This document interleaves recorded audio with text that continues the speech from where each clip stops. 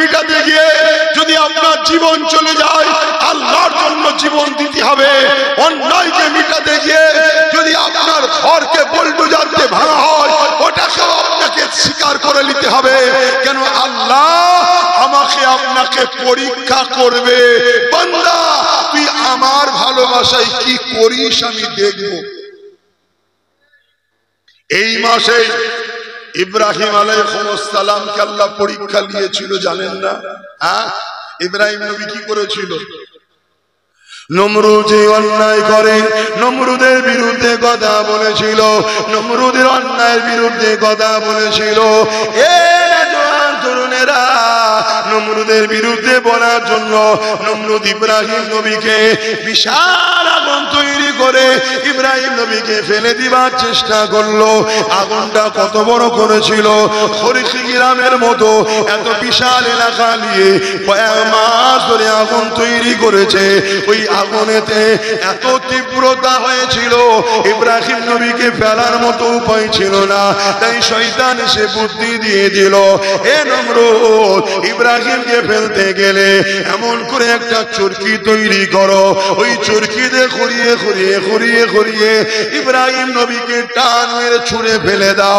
ইব্রাহিম নবীকে চরকিতে তুলে দেওয়া হলো। ইব্রাহিম নবীকে বিশাল আগুনে ফেলা হবে। এ যুবকেরা, তরুণেরা, আল্লাহ পাক ইব্রাহিম নবীকে পরীক্ষা নিচ্ছে। তোমাকে আমাকে নেবে না, এটা ভাবছো কেন? ইব্রাহিম নবীর চরকি যখন ঘোরানো হতে লেগেছে, এবার আগুনে ফেলা হবে। হযরত জিবরাইল আলাইহিস সালাম এসে ওই চরকিকে ধরে ফেলেছে।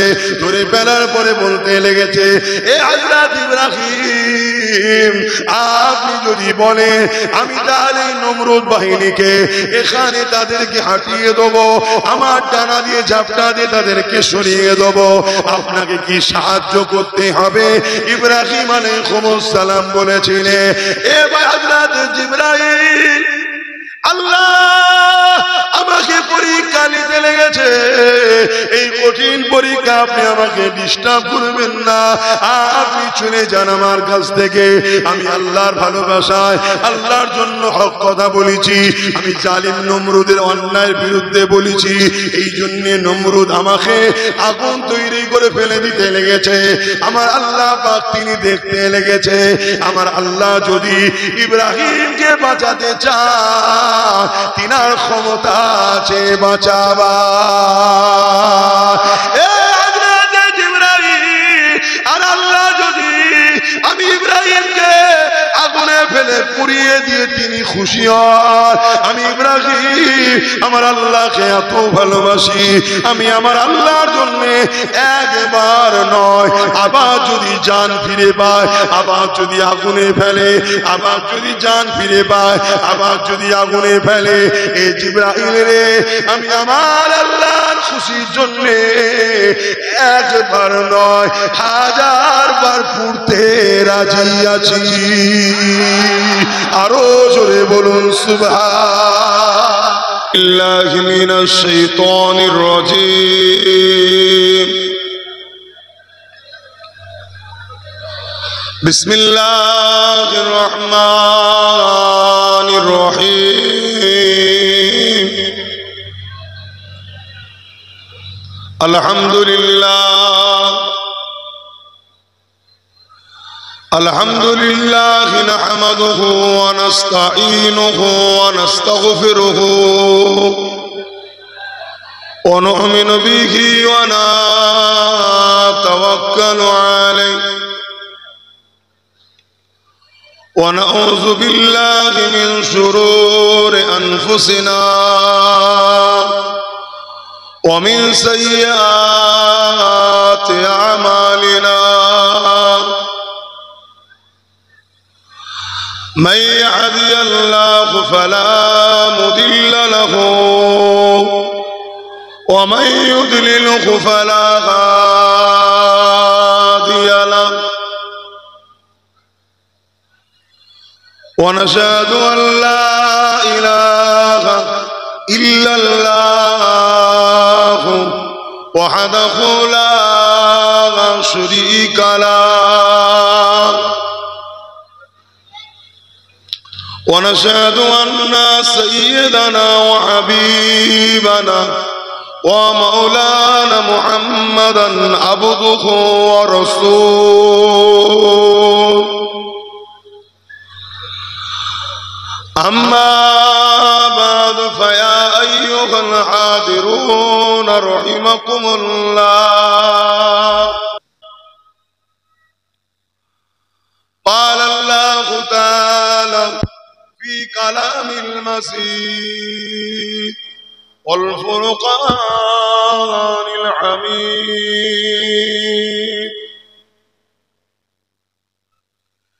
إن الله وملائكته يصلون على النبي يا أيها الذين آمنوا صلوا عليه وسلموا تسليما اللهم صل على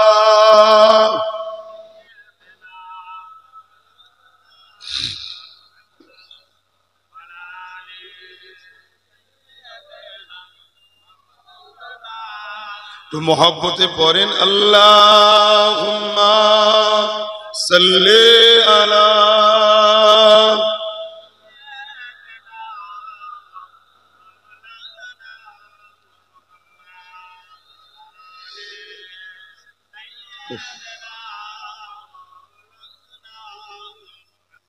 এর ভেতরটা পুরো আগুন হয়ে গেছে যত মানুষ বাড়ছে তত ভেতরে নিঃশ্বাসে আরো গরম হচ্ছে যতই ফ্যান চলুক আর চলুক আচ্ছা এর পানিগুলো বন্ধ করা আছে তো নাকি হ্যাঁ ওই পানি আবার যদি গরম গায়ে পড়ে আরো ক্ষতি হবে কিন্তু বুঝতাম না ওইভাবেই চালিয়েছি ক্ষতি হয়েছে আমার এই ভাইগুলো আপনারা আমাদেরকে মহব্বত করেন না তাহলে বসেন না কেন ওখানেই বসেন না এ কথা না শুনলে তো মনে দুঃখ লাগে যেদেরকে ভালোর জন্য বলি এরা শুনছে না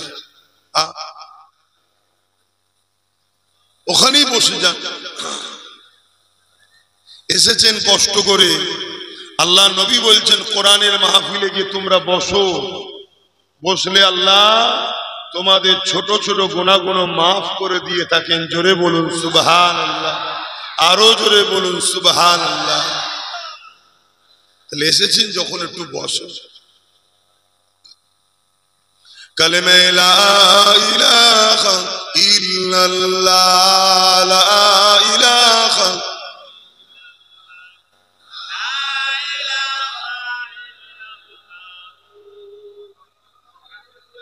হাসবি রব্বি জাল্লাল্লাহ মা ফি কলবি খায়রুল্লাহ নূর মুহাম্মদ সাল্লাল্লাহ হক লা ইলাহা ইল্লাল্লাহ লা ইলাহা জোরে জোরে লা ইলাহা ইল্লাল্লাহ লা ইলাহা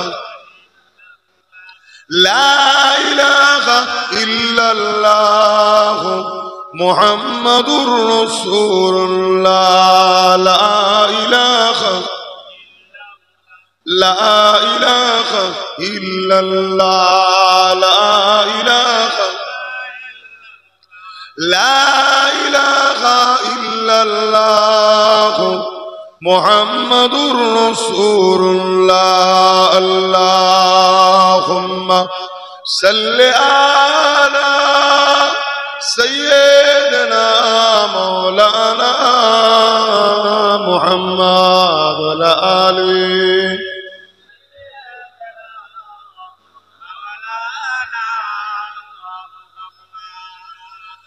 وقال الله تعالى في كلام المزيد والفرقان الحميد وما خلقت الجن والإنس إلا ليعبدون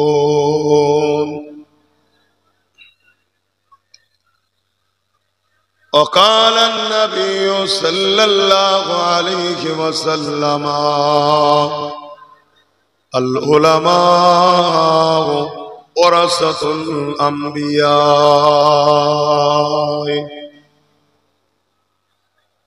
উপস্থিত আমার আব্বা জানেরা, আমার নজওয়ান তরুণেরা, যুবকেরা, ছোট ছোট বাচ্চারা, উলামা হযরত, হাফিজে কোরআন, নামাজি, মুত্তাকি, পরহেজগার ইমাম সাহেব গণেরা, দূর দূরান্তে অবস্থিত আমাদেরই সকলের মা ও বোনেরা, আল্লাহ দরবারে শুকরিয়া, আল্লাহ আমাদেরকে দয়া করে ভালোবেসে জান্নাতের বাগানে বসতে দিয়েছেন, তাই সকলে বলি আলহামদুলিল্লাহ। আর এমন একটা সময় আমরা এই মাহফিল করছি বা এসেছি, যে সময়ে পুরো পৃথিবী জুড়ে একদল মানবরূপী পশু, একদল অসভ্য বর্বর সন্ত্রাস জালিম, যাদের লক্ষ্য ইসলাম ও মুসলমানকে শেষ করে দেব, প্যালেস্তাইন থেকে শুরু করে পুরো পৃথিবীতে ইসলাম ও মুসলমানকে শেষ করার জন্য একদল মানুষ উঠে পড়ে লেগেছে। আমেরিকা বলুন, ব্রিটেন বলুন, ফ্রান্স বলুন, ব্রাজিল বলুন, এভাবে পৃথিবী জুড়ে ইসলামকে খতম করার ষড়যন্ত্র নতুন করে তারা সাজিয়ে খুঁটি উঠে পড়ে লেগেছে। এই অন্যায়, অসভ্যতা, এই চক্রান্ত বড় দুঃখের সাথে বলতে হয় আমার ভারতবর্ষতেও শুরু হয়েছে। আমার দেশে তো এরকম কথা শোনা যেত না, আজকে শোনা যাচ্ছে। কোরআনকে ব্যান করে দাও, ইসলামকে মিশিয়ে দাও, মুসলমানদেরকে তাড়িয়ে দাও, মেরে দাও, এসব আমার ভারতবর্ষ শোনা যেত? কথা বলেন, শোনা যেত কি? এখন আমার ভারতবর্ষ ওই জালিমদের হাওয়া, সন্ত্রাসী হাওয়া, অত্যাচারীদের হাওয়া, সমাজ বিরোধীদের হাওয়া, মানবরূপী পশুদের হাওয়া আমার ভারতবর্ষ শুরু হয়েছে। কি কঠিন সময় এসে গেল। এই রকম একটা ভয়ানক সময়ে আমরা এতগুলো মানুষ, আশা রাখি আমার মা বোনেরাও তাদের জায়গায় বসে আছে। আল্লাহর অশেষ দয়া যে আমরা খড়কি গ্রামে দ্বীনি মাহফিল আল্লাহ আমাদের দ্বারা করিয়ে নিচ্ছে, বলি আলহামদুলিল্লাহ। মনে রাখবেন, এই মাহফিলটাকে আমরা ছোট মনে করতে পারি, কিন্তু আল্লাহ রসুলের কাছে মাহফিলের অনেক গুরুত্ব। কেননা এই মাহফিলে আল্লাহর কথা, নবীর কথা হয়। এজন্য নবী বললেন, দুনিয়ায় এটা হলো জান্নাতের বাগান, দুনিয়ায় এটা হলো জান্নাতের একটা বাগান। আল্লাহ নবী বললেন, তোমরা কোরআনের মাহফিল দেখলে গিয়ে বসবে। সাহাবা হুজুররা বললেন, হুজুর আপনি বলছেন আমরা গিয়ে বসবো, বসলে লাভ কি হবে? লাভটা কি হবে? আল্লাহ নবী বললেন, তোমাদের যে ছোট ছোট গুনাহ আছে, ওই গুনাহগুলোকে আল্লাহ বসা তরুণ মাফ করে দিয়ে থাকেন। জোরে বলুন সুবহানাল্লাহ, আরো জোরে বলুন না সুবহানাল্লাহ। ভাইরা আমার, আব্বাজানেরা, ইসলামের দুশ্মন যুগে যুগে ছিল, আজও আছে, কালও থাকবে। মনে রাখবেন, ইসলামের দুশ্মনরা মাথা তখন চাড়া দেয়, মাথা তখন তোলে যখন একদল মুনাফিক মুসলমানেরা তাদেরকে সাথ দেয়, তখন তারা মাথা চাড়া দেয়। ইসলামের দুশ্মন যুগে যুগে ছিল। আল্লাহ ইসলামের দুশ্মনদের ঘরে যুগে যুগে তাদের সঙ্গে দুই ধরনের ব্যবহার করেছে। হয় ফেরাউন নমরুদের মতো আল্লাহ মিটিয়ে দিয়েছে, না হয় হযরতে উমর ফারুক হুজুরের মতো ইসলামের খাদেম বানিয়ে দিয়েছে। জোরে বলুন সুবহানাল্লাহ, আরো জোরে বলুন সুবহানাল্লাহ। আল্লাহু আকবার। ইসলামের দুশমন ছিল, আর ইসলামের দুশমন করে দুই শ্রেণীর মানুষেরা। মনে থাকবে তো কথাগুলো? নাম্বার 1 অত্যাচারী শাসক। কে? বলুন বলুন বলুন। অত্যাচারী শাসক, তারা ইসলামের দুশমন হয়। কেন? ইসলাম অত্যাচারকে মিটাবার নাম। খুব মন দিয়ে শোনে, আপনাদের গ্রামে আমি আসিনি, এই প্রথম এসেছি। আমার আম্মা জানেরা, বোনেরা, মন দিয়ে শোনে। ইসলামের যত নবী এসেছেন সমস্ত নবীরা দুটো কাজ করেছে। 1,00,000 মতান্ত 2,24,000 নবী রাসূল এসেছেন, সবাই দুটো কাজ করেছে। নাম্বার 1 অন্যায়কে খতম করেছেন, নাম্বার 2 ন্যায়কে প্রতিষ্ঠিত করেছেন। জোরে বলুন সুবহানাল্লাহ। তাই প্রত্যেকটা নবীদের সাথেই কম বেশি এই অত্যাচারী শাসকদের নবীদের বিরোধী ছিল। প্রত্যেকটা নবীর সঙ্গে অত্যাচারী শাসকেরা বিরোধী ছিল। দেখুন না, মুসা নবীর বিরুদ্ধে কে ছিল? বলুন বলুন। ফেরাউন কে ছিল? একজন অত্যাচারী, জালিম, লুটেরা, চরিত্রহীন, খুনি, সমাজ বিরোধী, মানব বিরোধী একজন জালিম শাসক ছিল। মুসা নবীর বিরুদ্ধে ছিল না? ছিল না? এই যে মাস চলছে জিলহজ, এই মাস হযরতে ইব্রাহিম আলাইহিস সালামের স্মৃতি হলো এই মাস। একদিকে যেমন হজ, আর একদিকে কুরবানি। ইব্রাহিম নবীর বিরুদ্ধে কে ছিল? বলছেন না কেন? কেন আমার হজের ভূমিকাটা যদি আপনারা বুঝতে না পারেন, তো কালকে তো বলবেন হুজুরের ছেলে এসেছে, এই কি সব বলে গেল। আপনার তো ধর্ম সম্বন্ধে জানা নেই। আপনি তো সারা জীবন এর দালালি ওর দালালি, এখানে আড্ডা ওখানে আড্ডা, ভিক্ষার জন্য ঘুরেছেন। আপনি ধর্ম জানবেন কি করে? আপনি তো মনে করেন ইসলাম মানে নামাজ, আপনি মনে করেন ইসলাম মানে দাড়ি টুপি, আপনি মনে করেন ইসলাম মানে রোজা, আপনি মনে করেন ইসলাম মানে হজ, আর কিছু নেই। এটা তো আপনার মাথায় ঢুকেছে, কিন্তু আপনার জানাই নাই না নামাজ, রোজা, দাড়ি, টুপি ইসলামের অনেক পরের বিষয়। ইসলামের প্রথম বিষয় হলো কুনতুম খায়রা উম্মাতিন উখরিজাত লিন-নাস তা'মুরুনা বিল মা'রুফ ওয়া তানহাউনা আনিল মুনকার। দুটো কাজ আল্লাহ আমাদেরকে দিয়েছে, অন্যায়কে মিটাও, ন্যায়কে প্রতিষ্ঠিত করো। এর নাম হলো ইসলাম। জোরে বলুন সুবহানাল্লাহ। ইসলাম হলো ক্ষুধার্ত মানুষকে খানা খাওয়াবার নাম। ইসলাম হলো বস্ত্রহীনকে বস্ত্র দিবার নাম। ইসলাম হলো পিপাসিত মানুষের পিপাসা মিটাবার নাম। ইসলাম হলো জুলুম মুক্ত সমাজ গড়ার নাম। ইসলাম হলো খুন মুক্ত সমাজ গড়ার নাম। ইসলাম হলো নেশামুক্ত সমাজ গড়ার নাম। ইসলাম হলো রেপ মুক্ত সমাজ গড়ার নাম। ইসলাম হলো চোর মুক্ত সমাজ গড়ার নাম। ইসলাম হলো ইনসাফ, ইনসানিয়াত, ন্যায়, নারীর অধিকার, এতিমের অধিকার, বাপের অধিকার, মায়ের অধিকার, সমাজে সাম্য প্রতিষ্ঠিত করার নাম হলো ইসলাম। জোরে বলুন সুবহানাল্লাহ। ইসলাম হলো মুসলমান যেমন হাসি খুশিতে থাকবে, হিন্দুরাও হাসি খুশিতে থাকবে। শিখ, পাঞ্জাবি, আদিবাসী, দলিত সমস্ত আল্লাহর সৃষ্টি নিরাপদে হাসি খুশিতে থাকবে। এই সমাজ গড়ার নাম হলো ইসলাম। জোরে বলুন সুবহানাল্লাহ। তুমি আছো কোথায় বন্ধু?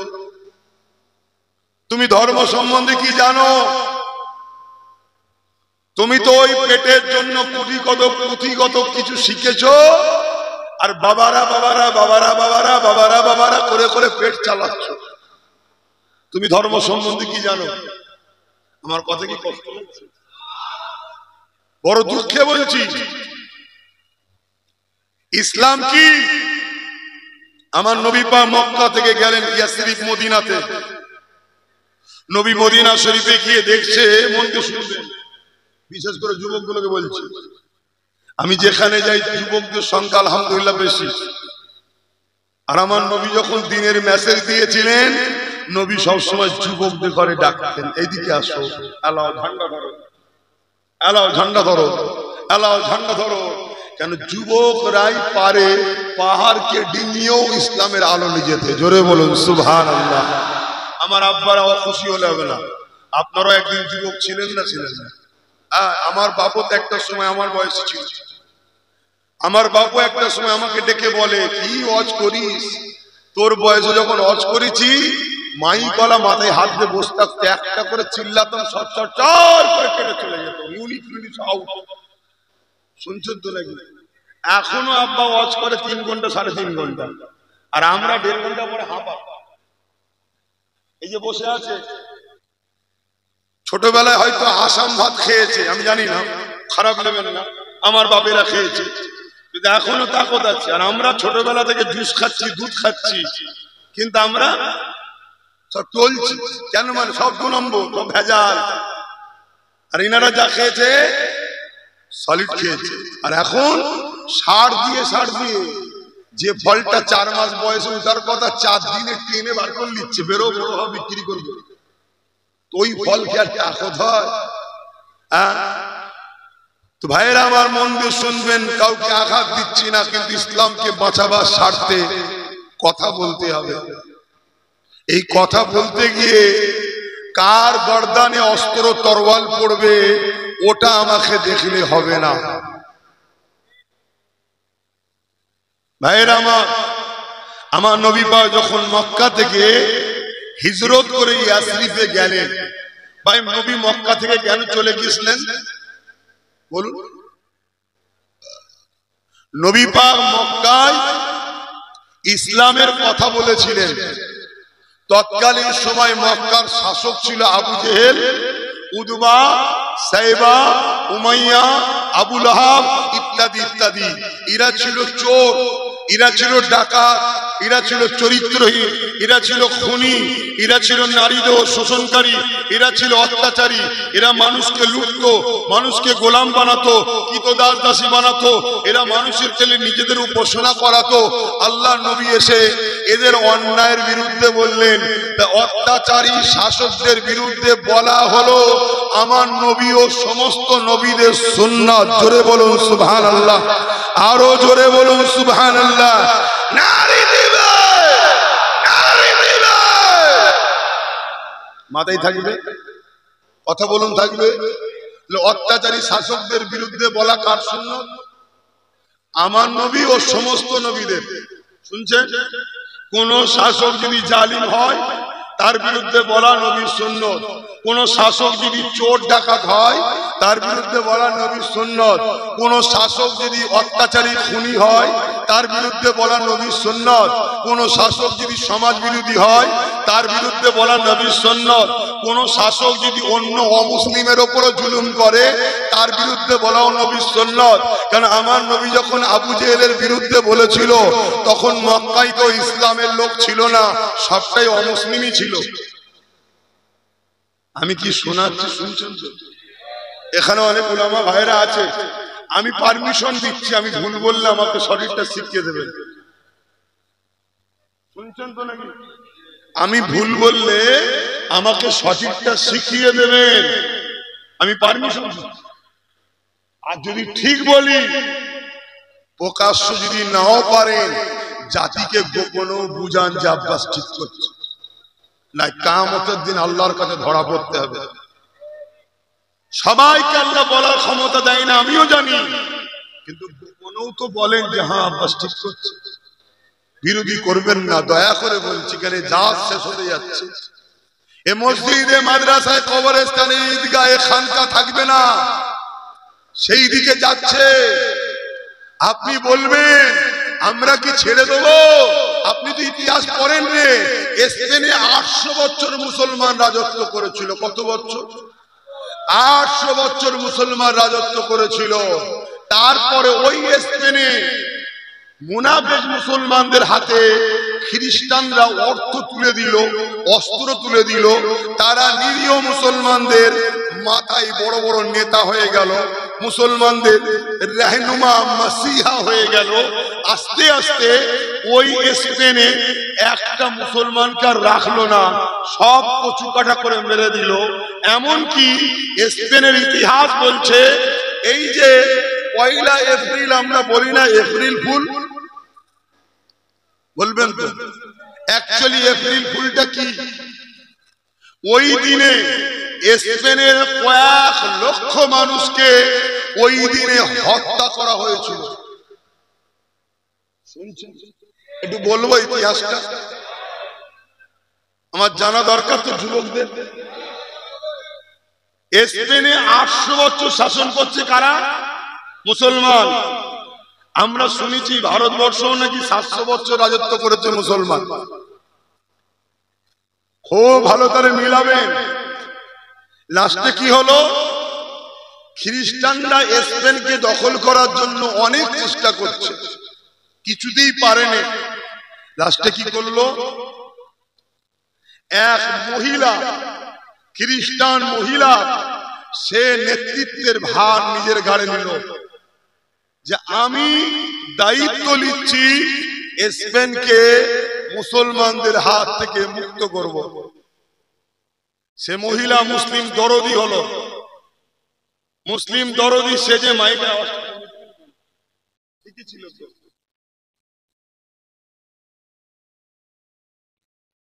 মহব্বতের মাইক নাকি? ভাইরা আমার শুনছেন তো? দায়িত্ব নিল, নিয়ে কি করলো? মুসলমানদের মধ্যে থেকে 2 নম্বর মুসলমান, মুনাফিক যাকে বলা হয়, তাদের হাতে অস্ত্র দিল আর অর্থ দিল, দিয়ে বলল তোরা রাজনীতির প্রতিদ্বন্দ্বে আয়। তারা রাজনীতির প্রতিদ্বন্দ্বে এসে তারা আস্তে আস্তে আস্তে আস্তে ক্ষমতার আসনে উঠল। শুনছেন ভাই?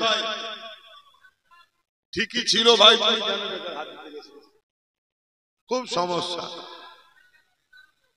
আমি যেখানেই যাচ্ছি এই জিনিসটা ঘটছে, কি ব্যাপার আল্লাহ জানে। এই রিসেন্ট দেখছি যেখানেই যাচ্ছি এই জিনিসটা ঘটছে, কি ব্যাপার আমি জানি। ভাই সময় নষ্ট হয়ে যাবে, নামাজের ব্যাপার আছে। আব্বাজানরা শুনছেন? খুব মন দিয়ে শোনেন। বর্তমান পরিস্থিতিকে সামনে রেখে আপনাদের কাছে গুটি কত কথা আলোচনা করছি। স্পেনে ওই 2 নম্বর মুসলমানদের হাতে ক্ষমতা চলে গেল। যখনই গেল, তারা কি করলো? ভেতরে ভেতরে খ্রিস্টানদের সঙ্গে হাত মিলিয়ে আছে। শুনছেন তো নাকি? এটা সরল পিরান মুসলমানরা বুঝতে পারলো না। লাস্টে প্রকাশ্য হত্যায় নেমে গেল। ডিফেন্স করবে কে? যেসব মুসলমানরা সত্যিকারের ইমানদার ভালো মুসলমান, তাদের হাতে তো তখন ক্ষমতা নেই, ক্ষমতা তো সব 2 নম্বর মুসলমানের হাতে। শুনছেন তো নাকি? তারা তখন কি বলল? হাত তুলে দিল, মুসলমানদের ঘরে গণহত্যা শুরু করলো। কিন্তু প্রকাশ্য রুখবে কি করে? প্রকাশ্য তো রুখা সম্ভব নয়। এই আমাদেরকে প্রকাশ্য রুখতে পারে কেউ? এই জন্য বলে আমরা বদরিওয়ালাদের লোক, আমরা কারবারাওয়ালাদের লোক। জোরে বলুন সুবহানাল্লাহ। আমাদেরকে এজিদ রুখতে পারেনি, আবু জেহেল রুখতে পারেনি, ফেরাউন রুখতে পারেনি, সাদ্দাত রুখতে পারেনি, আবু লাহাব রুখতে পারেনি, হতভাগা আকবর রুখতে পারেনি, বুশ রুখতে পারেনি। আজকে কে রুখবে আমাদের ঘরে? তাই প্ল্যান তৈরি করলো। কি প্ল্যান? ওই মহিলা বলল, যারা বিদেশে যেতে চায় তাদের জন্য ঘাটে, সাগরেতে, খুব মন দিয়ে শোনেন, জাহাজের ব্যবস্থা আছে, চলে যেতে পারে। আর যারা মসজিদের মধ্যে আশ্রয় নেবে তাদেরকে নিরাপত্তা দেওয়া হবে, মারা হবে না। শুনছেন? নিরীহ সরল প্রাণ মুসলমান গুণ দিশে হারা হয়ে গেল। কেন? আমাদের হয়ে বলার কেউ নেই তখন। আজ যেমন আমাদের হাল, কেউ বলার নেই। তখন কি করলো? মসজিদের মধ্যে পুরুষরা গিয়ে ঢুকলো, আর নারী ও বাচ্চাদের ঘরে জাহাজে তুলে দিল, জাহাজ ছেড়ে দিল, কিন্তু শয়তানরা জাহাজের মধ্যে ছিদ্র করে রেখেছিল। শুনছেন? ওই জাহাজ যেতে যত যায় আস্তে আস্তে পানি ঢোকে, আস্তে আস্তে পানি ঢোকে, কয়েক লক্ষ মা বোন ও বাচ্চা শিশুরা এই 1 এপ্রিল সাগরে ডুবে মারা যায়। এবং মসজিদের মধ্যে যারা ঢুকেছিল তাদেরকে স্পেনের খ্রিস্টানেরা মসজিদের মধ্যে আগুন দিয়ে পুড়িয়েছিল এই 1 এপ্রিল। তাই তারা আনন্দ করে বলেছিল, এপ্রিল ফুল মুসলমানদের বোকা বানালাম। আমরা মুসলমানের ছেলে এখন এপ্রিল ফুল বানাই না? বানাই না? তাহলে আমরা আমার জাতির খুনিদের আনন্দ বানাই, তাহলে বলুন আমাদের উপরে আল্লাহ নারাজ হবে না? খুব মন দিয়ে শোনে, ইসলাম শুধু নামাজ রোজাদারি টুপির নাম নয়। ইসলামে যেমন নামাজ আছে, ইসলামে যেমন রোজা আছে, ইসলামে যেমন হজ আছে, ইসলামে যেমন দাড়ি টুপি আছে। এ যুবকেরা, তরুণেরা, বাপেরা, ওই ইসলামে অন্যায়কে মিটাবার কথা রয়েছে, ওই ইসলামে জুলুমের বিরুদ্ধে লড়াই করার কথা আছে, ওই ইসলামে ন্যায়কে প্রতিষ্ঠিত করার কথা আছে। মনে রাখবেন, আল্লাহ নবী মেরাজে গিয়ে হজ রোজা নামাজকে নিয়ে এসেছে। আল্লাহ নবী মেরাজে গিয়ে নামাজকে এনেছে। আল্লাহ নবী মেরাজে যাবার আগে এ নওজওয়ানেরা, তরুণেরা, আল্লাহ নবী কি করেছিল? আল্লাহ নবী যত অন্যায় অত্যাচার জালিম শাসক ছিল তাদের বিরুদ্ধে নবী আমার সংগ্রাম করেছিল। তাদের বিরুদ্ধে লড়াই করে এই জমিনের উপর থেকে অন্যায়কে মিটিয়ে দিয়ে ন্যায়কে প্রতিষ্ঠিত করেছিলে।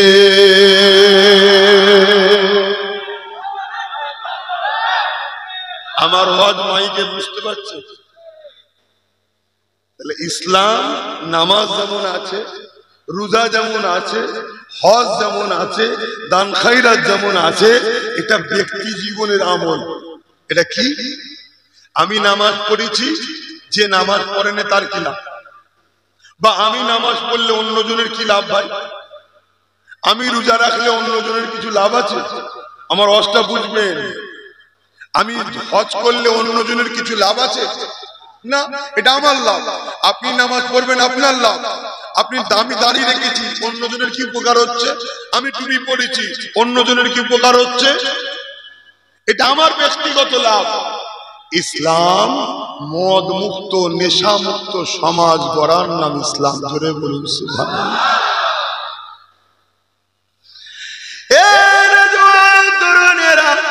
আজ যদি আমরা সমাজকে অন্যায় মুক্ত করতে পারি, আজ যদি আমরা সমাজকে নেশা মুক্ত করতে পারি, মনে রাখবেন এই সমাজে যদি 100টা ক্রাইম হয়, খুন হয়, তার জন্য 80টা হলো মদের কারণ।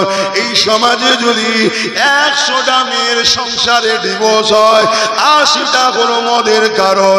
এই সমাজে যদি 100টা অ্যাক্সিডেন্ট হয়, 80টা হলো মদের কারণ। এই সমাজে যদি 100টা দুর্নীতি হয়, 80টা হলো মদের কারণ। এই মদ মুক্ত সমাজ গড়ার নাম হলো ইসলাম। আজ আমার বাংলাতে মদ এত ব্যাপকভাবে চলতে লেগেছে, স্কুলগুলো বন্ধ হয়ে যাচ্ছে, আর প্রতিটা অঞ্চলে অঞ্চলে মদের লাইসেন্সকে গভর্নমেন্ট দিতে লেগেছে। কেননা গভর্নমেন্ট জানে মদ যদি খাওয়ানো যেতে পারে তাহলে সমাজের মানুষ নিজেরাই খুনোখুনি করে মরবে। মদ যদি খাওয়ানো যেতে পারে অল্প পয়সায় মানুষকে খরিদ করা যাবে। মনে রাখবেন, আমরা ইসলামের অনুসারী, আমার নবী মদকে ব্যান করেছে। এই মদকে যে প্রতিষ্ঠিত করবে তার বিরুদ্ধে লড়াই করার নাম হলো ইসলাম। আমার হজ বুঝছেন তো নাকি? আমি সবাইকে জিজ্ঞেস করছি, হজ বুঝছেন তো নাকি? একটু হাত তুলে বলুন কারা বুঝছেন। বুঝছেন তো? এই হজ করবো না থাকবে?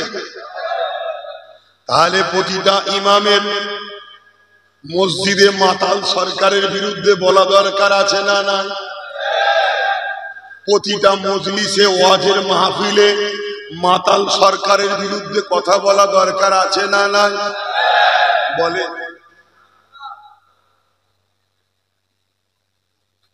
আব্বাস সিদ্দিকীর ওয়াজ শুনবেন না থাকবেন? আব্বা বলবো না? আমি সম্মানের সাথেই বলছি, মুসলমানকে ভাতা দিচ্ছে, ইমামদের ভাতা দিচ্ছে, কিসের টাকা? মদের টাকা। জানেন নারী দেহ বিক্রি করার টাকা, সুদের টাকা।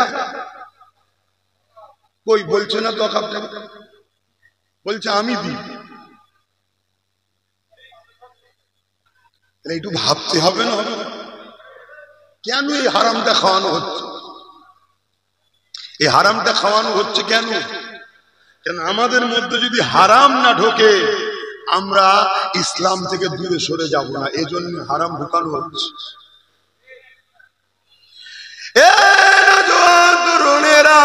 ইসলাম আমাদেরকে চিনিয়ে দিয়েছে, একটা হলো প্রকাশ্য দুশমন আর একটা হলো ছদ্মবেশী দুশমন।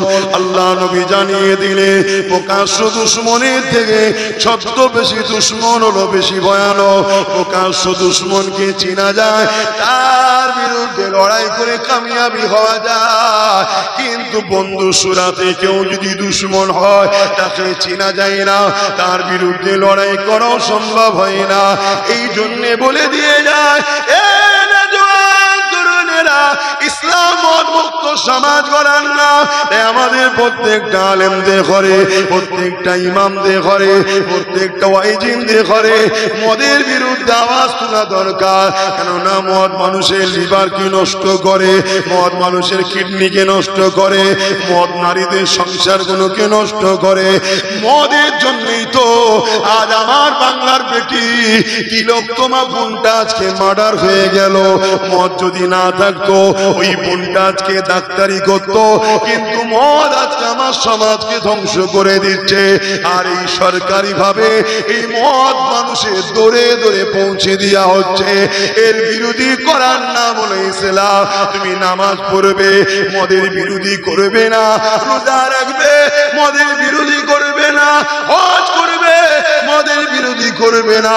তাহলে রাসূলুল্লাহর হাদিসটা জেনে রাখা দরকার। আল্লাহ নবী জানিয়ে দিলেন দুই শ্রেণীর লোক জাহান্নামে যাবে। এক শ্রেণীর লোক হলো অন্যায় করার জন্য জাহান্নামে যাবে, আর এক শ্রেণীর লোক জাহান্নামে যাবে যে কিনা অন্যায়ের প্রতিবাদ করবে না। এই অন্যায়ের প্রতিবাদ না করার জন্য সেও যাবে জাহান্নামে। আজ মুসলিম যুব সমাজকেও মদের দিকে আসক্ত করছে, সমাজ আজকে নেশাতে আসক্ত হচ্ছে।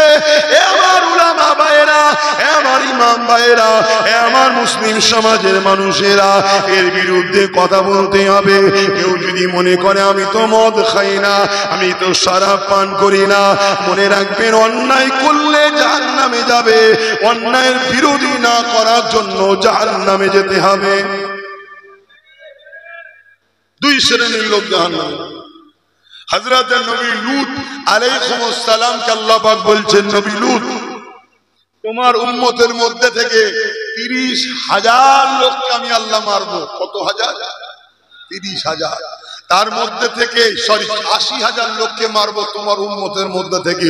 তার মধ্যে 40,000 ভালো, 40,000 খারাপ। হযরত নবী লূত আলাইহিস সালাম বলছেন, আল্লাহ ভালো লোকগুলোকে মারবেন মারবেন, খারাপ লোকগুলোকে মারছেন কেন? এই খারাপ লোকগুলোকে মারবেন মারবেন, ভালো লোকগুলোকে মারছেন কেন? আল্লাহ পাক বললেন, নবী লূত শোনো, খারাপ লোকগুলো তো অন্যায় করার জন্য মার খাবে, কিন্তু ভালো লোকগুলো খারাপ লোকের বিরোধী করে না কেন, তাদের সঙ্গে মেশে কেন? এজন্য আমি আল্লাহ তাদেরকেও মারব। শুনছেন তো নাকি? তাহলে অন্যায় করেই যে শুধু জাহান্নামে যাবে এমনটা নয়, অন্যায়ের বিরোধী না করলেও, জোরে বলো, এটা আল্লাহর বিধান। আল্লাহ আমাদেরকে খায়রুল উম্মাহ করেছে, শ্রেষ্ঠ উম্মাত আল্লাহ আমাদেরকে বানিয়েছে। আমাদের কাজ দুটো, অন্যায়কে মিটানো, ন্যায়কে প্রতিষ্ঠিত করা।